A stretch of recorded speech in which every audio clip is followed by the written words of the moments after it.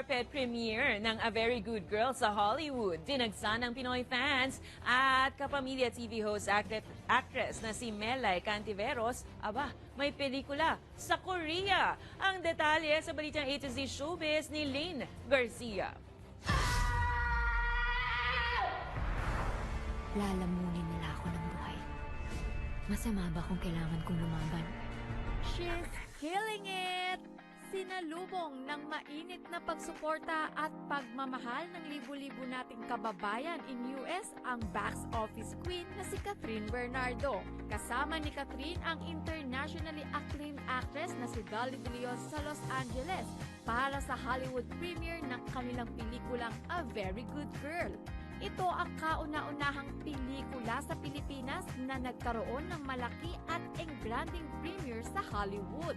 Super happy naman si Cap na makita ang pagdalo ng ating mga kababayan sa premiere. Isa na nga dyan ang beauty influencer at social media personality na si Bretman Rock. Ilang ang celebrities rin at Hollywood stars ang spotted sa premiere ng A Very Good Girl. Todo naman ang pasasalamat ng dalawang bidang sina Kat at Dali sa mga Pinoy abroad na sumusuporta sa kanila. US, maraming salamat sa mga kapwa Pinoy namin dito na grabe yung support niyo sa amin. So please do support A Very Good Girl Female Days. Mahal na mahal namin kayo. Salamat po. Samantala, level up rin ang kapamilya TV host actress na si Melay Cantiveros Francisco para sa kanyang big project matapos mapabilang sa isang pelikula na sinut pa sa South Korea. Ang nasabing pelikula ay pinamagatang Ma'am Chief, isang investigative comedy directed by Kring Kim. Ito'y tungkol sa overconfident na babaeng pulis na pasikretong pumunta ng Korea upang magpanggap na isang tour guide upang hanapin ang tinatarget na suspect.